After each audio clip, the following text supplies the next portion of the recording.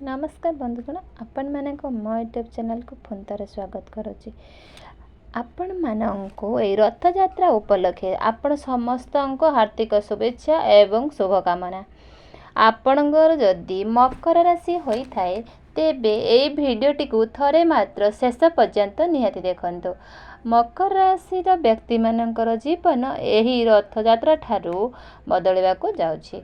कारण ग्रह नक्षत्र चलन गोटे बहुत बड़ परिवर्तन होबाकू जाउछि, जहाद्वारा एमानक जीवन रे चलीथिबा समस्त दुख कष्टर अंत होबाकू जाउछि एवं पुणी थरे तांकर खुशी फेरिबाकू जाउछि। बुध शुक्र एवं सूर्यंकर राशि परिवर्तन होबाकू जाउछि, जहाद्वारा आपणक जीवन रे किछि बड़ होबाकू जाउछि। आपणक जीवन रे चलीथिबा समस्त दुख कष्टर अंत होबाकू जाउछि। पुनर्बार आपणक जीवन रे खुशी फेरिबाकू जाउछि। तेबे आसंतु जानिबा आपणक जीवन रे कौन सबु बड़ परिवर्तन होबाकू जाउछि। एहा पूर्वरु जदि आपण मानकर मकर राशि होइथाय आपण भी ईश्वर को स्वच्छ हृदय भल पाउछंती, विश्वास भी करूछंती, तेबे ए भिडियोटी को लाइक करी कमेंट बॉक्स रे जय जगन्नाथ जय माँ लक्ष्मी अवश्य लिखि दियंतु। भिडियो मध्यम भाग रे आपण को कहबो जदि आपण माने जेते मकर राशि होइथाय तेबे आपण मानंगु गोटे कथा कहबाकू आमे जाउछि। आसंतु जानिबा। पूर्वरु आपणकर स्वास्थ्य खराब रहुथिला, धन जनित समस्या देखा देउथिला, आपणकर ऋण नैथिले किंतु ऋण सुझी पारु नथिले, ऋणर भार आपणक उपरे बढ़ी जाइतिला, गृह परिवार रे खुशीर वातावरण नथिला, सेथि शिक्षा क्षेत्र रे समस्या देखा देउथिला, आपणकर अनेसेसरी खर्च भी होउथिला, समाज रे आपणकर मान सम्मान नथिला, तेणु आपणकर चाकरी प्राप्ति भी होई पारु नथिला, संतान संपत्ति पाई चिंतित थिले एवं व्यापार रे आपणकर लॉस होउथिला। तेबे एई भली जहा सब समस्या थिला आपणक जीवन रे चालुथिला ताहा एबे दूर होबाकू जाउछि। आपणक जीवन रे पुणी थरे खुशी फेरिबाकू जाउछि। आपणक जीवन रे नूतन सूर्य उदय होबाकू जाउछि। देखंतु 7 जुलाई 10 रथ यात्रा जेहेतु आमर जाई साइलेनी, राशि भी परिवर्तन हो सारी। शुक्र होचंती धनर कारक। शुक्र ग्रह को महालक्ष्मीर स्वरूप बोली मना जाए थाए। शुक्र आपणकर षष्ठ घरे थिले खराब स्थिति रे थिले, सेथि पई आपणक जीवन रे धन आसुनथला, धन संचय भी होई पारु नथिला, धनर व्यय घटुतिला, काहींकि ना षष्ठ घर कुंडली रे भल विचार करा जाई न थाए।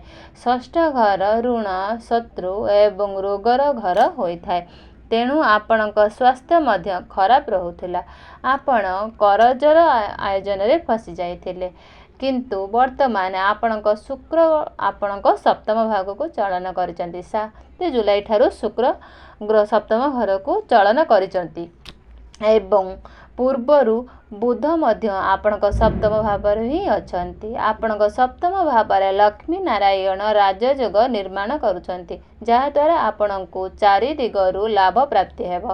व्यापार वाणिज्य रे आपण उन्नति करिवे, आपणकर डेली इनकम रे वृद्धि आसीबो, आकस्मिक धन प्राप्ति हेब, आपणकर बैंक बैलेंस बढ़िबो, खास करी आपणकर व्यापार वाणिज्य रे उन्नति प्रगति घटिबो। व्यापार को नहीं नुआ नुआ आइडिया आपणक मन को आसीबो। आपण कौनसी नूतन व्यापार मध्य आरंभ करि पारंती। आपणकर जदि स्टेशनरी दुकान कि कंप्यूटर दुकान अच्छी, ब्यूटी पार्लर अच्छी, सेथिरे आपणको यथेष्ट सफलता प्राप्ति मिलिबो। एही समय मध्य रे आपणकर वैवाहिक जीवन रे मधुरता आसीबो। पूर्वरु जदि अटकी जाइथिबा काम किंबा समस्या दूर सबु होई जिवो। आपणक दुई जनक मध्य मधुर संपर्क स्थापन हब। आपणकर लाइफ पार्टनर स्वास्थ्य रे मध्य सुधार आसीबो, तांकर कैरियर रे मध्य ग्रोथ आसीबो। देखंतु गुरु आपणकर पंचम भाव रे अछंती, भल स्थिति रे भी अछंती। एहा आपणकर शिक्षा क्षेत्र पई बहुत उत्तम समय अटे, प्रेम जीवन पई मध्य बहुत उत्तम अटे। आपण शिक्षा क्षेत्र रे बहुत अधिक उन्नति करिवे, आपण जेकोसी जगार उच्च शिक्षा करि पारिबे। କୌଣସି ଆଡ଼ମିସନ୍ ମଧ୍ୟ କରିପାରନ୍ତି। ଏହି ସମୟରେ ଆପଣଙ୍କର କିଛି ଏକ୍ଜାମ୍ ଅଛି, ସେଥିରେ ମଧ୍ୟ ଆପଣଙ୍କୁ ନିଶ୍ଚିତ ଭାବରେ ସଫଳତା ପ୍ରାପ୍ତି ହେବ। ଆପଣଙ୍କର ଜ୍ଞାନ ବଢ଼ିବ, ବୁଦ୍ଧି ବଢ଼ିବ। ଜ୍ଞାନ ଓ ବୁଦ୍ଧି ବଳରେ ଆପଣ ଶିକ୍ଷା କ୍ଷେତ୍ରରେ ବହୁତ ଅଧିକ ଉନ୍ନତି କରିବେ। ପ୍ରେମ ଜୀବନ ପାଇଁ ଏହି ସମୟ ଅତ୍ୟନ୍ତ ଶୁଭ ଅଟେ।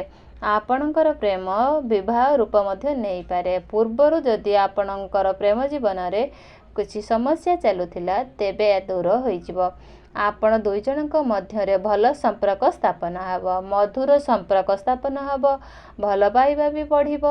ଯେଉଁମାନଙ୍କର କଥାବାର୍ତ୍ତା ବନ୍ଦ ହୋଇଯାଇଥିଲା, ସେ ପୁଣି ବ୍ରେକ୍ ବି ହୋଇଯାଇଥିଲା, ସେମାନଙ୍କର ପୁନର୍ବାର କଥାବାର୍ତ୍ତା ହେବାର ମଧ୍ୟ ସୁଯୋଗ ଆସିବ ଏବଂ ବେଚର ଆସିବାର ମଧ୍ୟ ସମ୍ଭାବନା ବନୁଅଛି।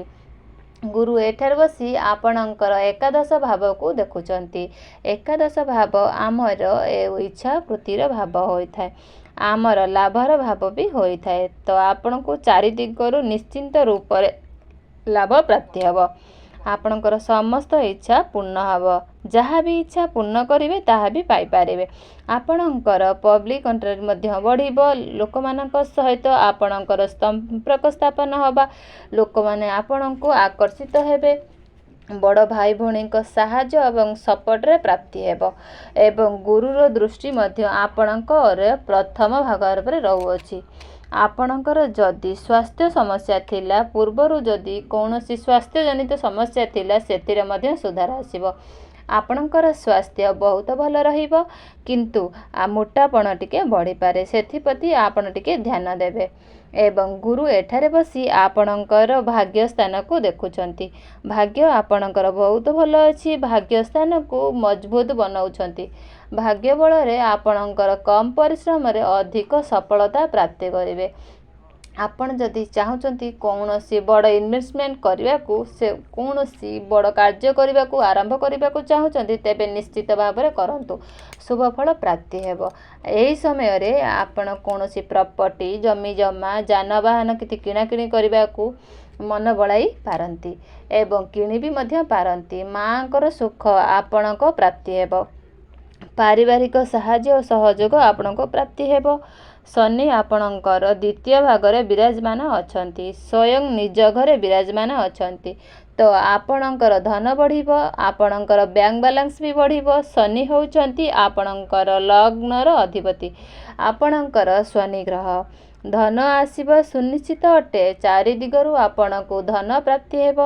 ଶନି ଏଠାରେ ବସି ଆପଣଙ୍କର ଚତୁର୍ଥ ଭାଗକୁ ଦେଖୁଛନ୍ତି। ଚତୁର୍ଥ ଭାଗ ଆପଣଙ୍କର ସୁଖର ଭାବ ହୋଇଥାଏ, ମାଆଙ୍କର ସୁଖର ଭାଗ ହୋଇଥାଏ। ଆପଣ ସୁଖ ବି ପ୍ରାପ୍ତି ହେବ।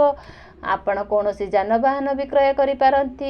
ଶନି ଏଠାରେ ବସି ଆପଣଙ୍କର ଏକାଦଶ ଭାବକୁ ମଧ୍ୟ ଦେଖୁଛନ୍ତି। ଗୁରୁ ମଧ୍ୟ ଆପଣଙ୍କର ଏକାଦଶ ଭାବକୁ ଦେଖୁଛନ୍ତି। ତ ଆପଣଙ୍କୁ ଚାରି ଦିଗରୁ ନିଶ୍ଚିତ ଲାଭ ପ୍ରାପ୍ତି ହେବ। କ୍ୟାରିୟର କଥା ହେବା ଯଦି, କ୍ୟାରିୟର ଭାବ ଅଧିପତି ହେଉଛନ୍ତି ଶୁକ୍ର। ଶୁକ୍ର ଆପଣଙ୍କର ସପ୍ତମ ଭାବରେ ବିରାଜିତ ରହିବେ। ଆପଣଙ୍କର କ୍ୟାରିୟର ବହୁତ ଭଲ ରହିବ। ପୂର୍ବରୁ ଆପଣଙ୍କ କ୍ୟାରିୟରରେ ସମସ୍ୟା ଆସିଥିଲା, କାହିଁକିନା ଶୁକ୍ର ଆପଣଙ୍କର ଷଷ୍ଠ ଭାଗରେ ଥିଲେ। ଶୁକ୍ର ଆପଣଙ୍କର ସପ୍ତମ ଭାଗକୁ ଆସିବା ପରେ ଆପଣଙ୍କର କ୍ୟାରିୟର ଭାବରେ ବହୁତ ବଡ଼ ପରିବର୍ତ୍ତନ ହେବାକୁ ଯାଉଅଛି। ଆପଣଙ୍କର ସମସ୍ତ କର୍ମକାର୍ଯ୍ୟ ସୁରୁଖୁରୁରେ ହୋଇଯିବ। କର୍ମକ୍ଷେତ୍ରରେ ଆପଣ ବହୁତ ବଡ଼ ଅଧିକ ଉନ୍ନତି ପ୍ରଗତି କରିବେ। ଆପଣଙ୍କୁ ଉପର ଅଫିସରଙ୍କର ସାହାଯ୍ୟ ଏବଂ ସପୋର୍ଟ ପ୍ରାପ୍ତି ହେବ। ପ୍ରମୋସନ୍ ହେବାର ମଧ୍ୟ ଯୋଗ ବନୁଅଛି। ଯେଉଁମାନଙ୍କ ପାଖରେ କୌଣସି ଚାକିରି ବାକିରି ନାହିଁ, ସେମାନଙ୍କୁ ନୂତନ ଚାକିରି ମଧ୍ୟ ପ୍ରାପ୍ତି ହୋଇପାରେ। ତ କ୍ୟାରିୟର ପାଇଁ ଏହି ସମୟ ବହୁତ ଭଲ ଶୁଭ ଅଟେ। ତ ମୋଟାମୋଟି ଦେଖିବାକୁ ଗଲେ ଏହି ରଥଯାତ୍ରା ପରଠାରୁ ଆପଣଙ୍କର ଭାଗ୍ୟ ବଦଳିବାକୁ ଯାଉଅଛି। ଆପଣଙ୍କ ଜୀବନରୁ ସମସ୍ତ ଦୁଃଖ କଷ୍ଟର ଅନ୍ତ ହେବାକୁ ଯାଉଛି ଏବଂ ପୁଣି ଥରେ ଖୁସି ଫେରିବାକୁ ଯାଉଛି। ତେବେ ଫ୍ରେଣ୍ଡସ୍, ମୋର ଭିଡ଼ିଓଟି ଯଦି ଆପଣମାନଙ୍କୁ ପସନ୍ଦ ଆସେ, ନିଶ୍ଚିତ ଲାଇକ୍, ସେୟାର, କମେଣ୍ଟ କରିବାକୁ ଜମାରୁ ବି ଭୁଲିବେନି। ଭକ୍ତି ଓ ଶ୍ରଦ୍ଧାର ସହିତ ଜୟ ଜଗନ୍ନାଥ, ଜୟ ମା ଲକ୍ଷ୍ମୀ ଲେଖିବାକୁ ଜମାରୁ ବି ଭୁଲିବେନି। तेबे फ्रेंड्स आपणकर बंधु बांधव कौन भी सांगसाथी मानक भी भिडियोटी को शेयर करंतु से माने भी जदि मकर राशि होता है ए मकर राशि भिडियोर फायदा निश्चित उठाई पारे। तेबे दर्शक बंधु मु रही पुणी गोटे देखा आउ गोटे भिडियो रही। जय जगन्नाथ।